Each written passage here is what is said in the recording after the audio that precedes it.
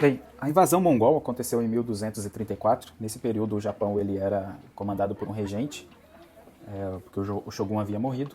Então, os mongóis que invadiram eram comandados pelo neto de Gengis Khan, o Kublai Khan, e ele já tinha conquistado a Coreia e a China. Ele decidiu que o Japão devia pagar impostos, só que o Japão se negou a isso, e aí ele resolveu invadir o Japão e começou pela ilha de Tsushima. Tem até um jogo para PS4 que chama Ghosts of Tsushima, que retrata bem essa parte, esse período da história. Em poucos dias ele conquistou a ilha. Os mongóis tinham escudos, espadas e já usavam pólvora, que quem descobriu a pólvora foram os chineses. Eles chegavam fazendo muito barulho com tambor, cornetas e deixavam os samurais bem desorientados. E logo em seguida eles conquistaram a ilha de Iki e desembarcaram em Kyushu, que fica a 3.000 em Kyushu, que fica ao extremo sul do Japão. E lá eles encontraram 3.000 samurais, né, esperando para a batalha. Durante o dia houve uma batalha, mas não houve vencedor, né? À noite os mongóis voltaram para os barcos, só que para descansar, e foi quando aconteceu um tufão que surgiu do nada e acabou destroçando os barcos mongóis e milhares deles morreram.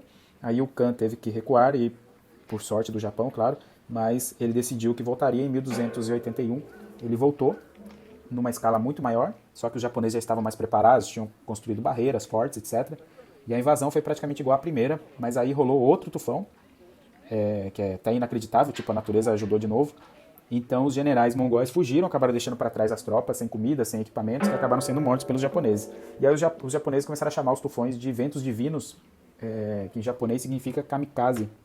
E aí a gente vai ver, né, os kamikazes aparecem novamente aí na Segunda Guerra Mundial.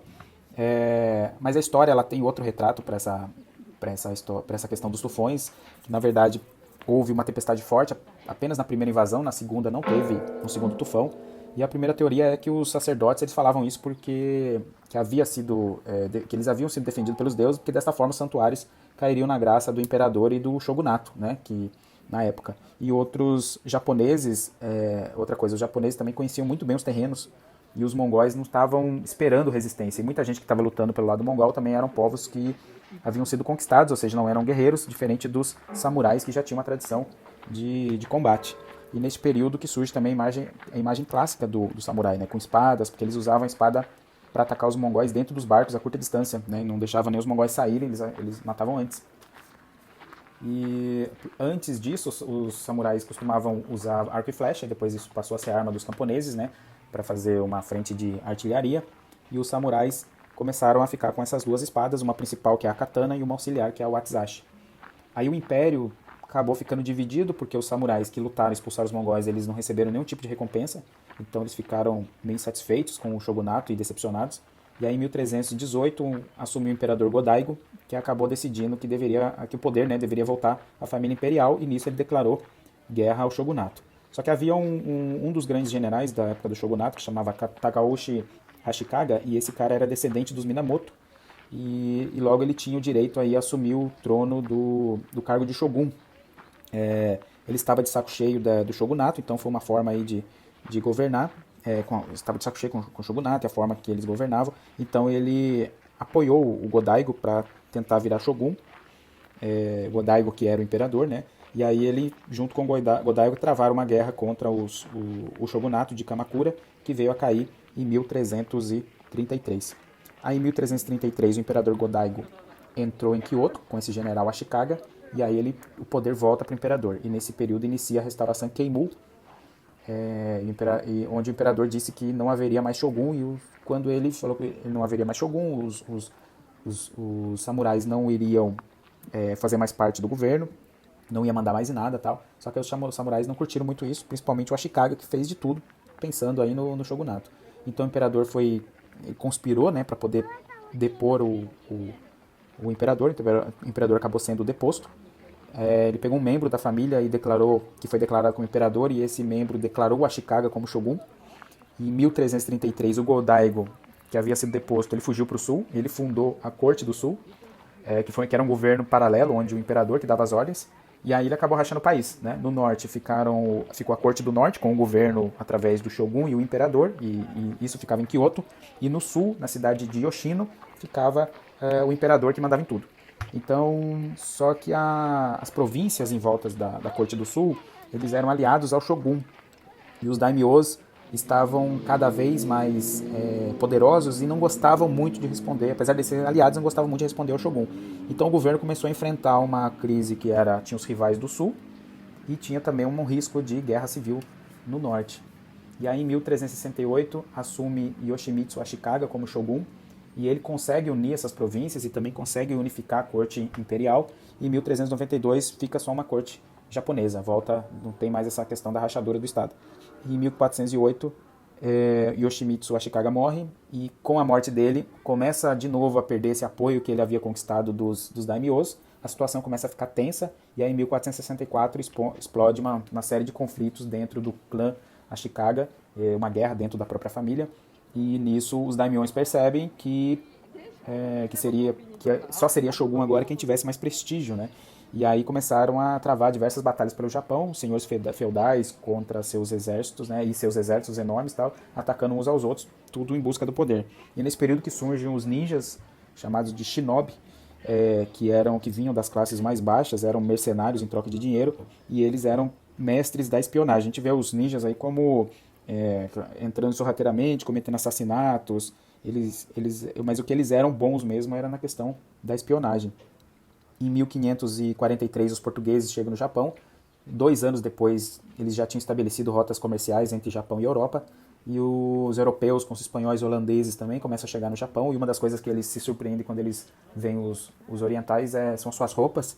Então eles perguntam como que chama, o que os japoneses estão usando. Os japoneses respondem kimono. E ali vem o nome kimono, mas porque o japonês, kimono em japonês significa roupa. Então quando os ocidentais perguntam o que você está usando, o japonês responde usando roupa, né? E aí é o nome que acaba pegando aí. E o kimono ele trazia um código complexo de cores e estampas que mostrava muita coisa sobre a pessoa, estado civil, idade, importância dela na sociedade. E nisso os europeus eles também começam a influenciar muito a sociedade japonesa, porque eles trazem as armas de fogo, a religião através dos jesuítas. Os jesuítas eles começam a ganhar tanto poder que eles acabam influenciando também a decisão dos daimyos. Aí teve um daimyo chamado Nobunaga Oda, que não tinha muito pudor e ele usa armas de fogo e também usava as armas de fogo europeias e também os jesuítas que ele para causar discórdias e confundir os inimigos dele que eram budistas, né? Então ele usa tudo isso para continuar conquistando cada vez mais terras e se tornar cada vez mais poderoso no Japão. Aí em 1568 ele marcha até a capital e obriga o imperador a nomear Yoshiaki Ashikaga como shogun. E depois que ele faz isso, ele continua, né, conquistando outros territórios, né? Só que o Ashikaga já percebe que ele seria em breve um problema para o Ashikaga, porque ele continuava a travar batalhas aí pelo Japão. Aí o Ashikaga, para tentar frear o Nobunaga, ele se reúne com os daimyos que eram adversários do Nobunaga para fazer frente a ele, só que acabou não dando em nada. O Nobunaga ficou puto da vida e em 1573 ele invadiu o Japão, invadiu Kyoto e expulsou o Ashikaga do cargo, colocando fim aí no shogunato de Ashikaga. O Nobunaga ele era um cara diferente, ele não queria ser shogun, não era essa a ideia, e outro assumiu o shogunato lá e ele foi considerado aí um dos primeiros unificadores do Japão. Só que em 1582 ele foi traído por um de seus generais.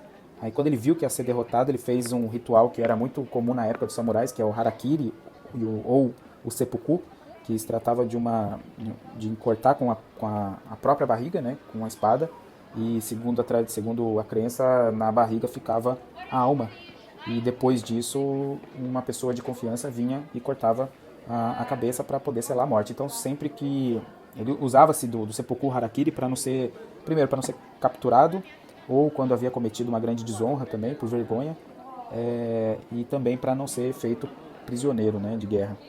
E quem cortou a cabeça do Nobunaga foi um cara chamado Yasuke, que era um africano de 1,90 m, que tinha vindo para o Japão, tinha chegado no Japão através da África, com alguns jesuítas italianos. Quando ele chegou, ele foi uma sensação, porque a estatura média dos japoneses era de 1,60 m e ele tinha 1,90 m de altura, e eles também nunca tinham visto um negro. Então ele foi meio que bem... o pessoal ficou impressionado com a chegada dele, né? Inclusive tem um anime chamado Yasuke que relata essa história aí. E aí com a morte do Nobunaga começaram várias disputas sobre quem seria o líder desse clã Oda, que ele fazia parte. Então um dos generais, chamado Hideyoshi, ele colocou o neto do Nobunaga para que fosse reconhecido como herdeiro. Aí ele pegou o menino embaixo dos braços dele e ficou ele como chefe do clã.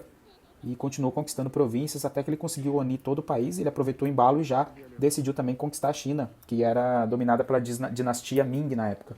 Então ele pediu passagem para a Coreia negou, e aí em 1592 o Japão invade a Coreia. Em 3 meses conquista a capital de Seul, que é a capital da Coreia do Sul hoje, e depois eles chegam até Pyongyang, onde é a capital da Coreia do Norte. E quando chega na capital do Norte, a China mandou os exércitos para ajudar a Coreia. A situação ficou empatada ali, né? E tentaram negociar a paz, só que o Japão era muito exigente com os chineses, e esse embate aí durou em torno de 4 anos sem solução. Aí em 1597 o Hideyoshi invadiu de novo a Coreia, e aí os coreanos e chineses já estavam bem mais preparados, e aí acabou também não dando em nada essa invasão. E em 1598 o Hideyoshi morreu, e ele aí ficou conhecido aí como o segundo unificador do Japão. Bem, ficou já um pouco longo, mas a gente vai continuar no próximo, falando do terceiro unificador do Japão, a Guerra de Sekigahara, e também aí como termina o império, né, do shogunato e o poder aí dos samurais no Japão, tá bom? Beleza? Até o próximo. Valeu, tamo junto.